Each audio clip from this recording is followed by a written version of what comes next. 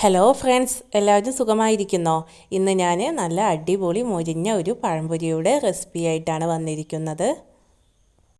അതിനായി 1 കപ്പ് മൈദ ഈ പാത്രത്തിലേക്ക് ഇട്ട് കൊടുക്കാം. ഇനി 2 ടേബിൾ സ്പൂണോളം പഞ്ചസാര ചേർത്ത് കൊടുക്കാം.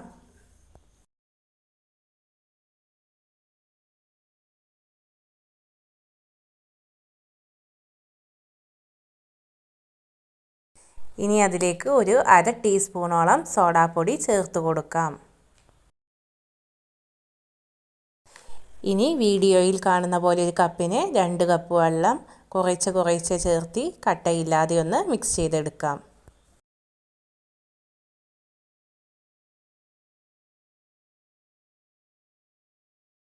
ഞാനിവിടെ മിക്സ് ചെയ്തെടുത്തിട്ടുണ്ട്.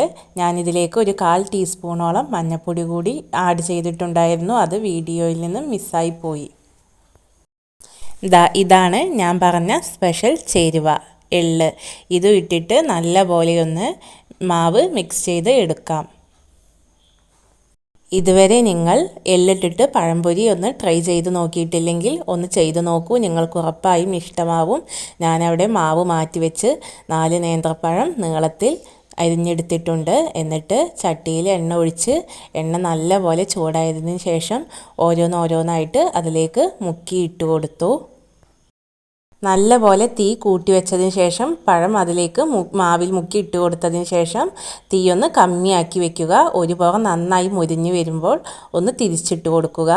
തിരിച്ചിട്ട് കൊടുത്ത് 2 വശം മാറ്റി മറിച്ചിട്ട് കൊടുക്കണം. എന്നിട്ട് നല്ല മുരിഞ്ഞ് വരുമ്പോൾ ഇങ്ങോട്ടേക്ക് എടുത്ത് മാറ്റാം.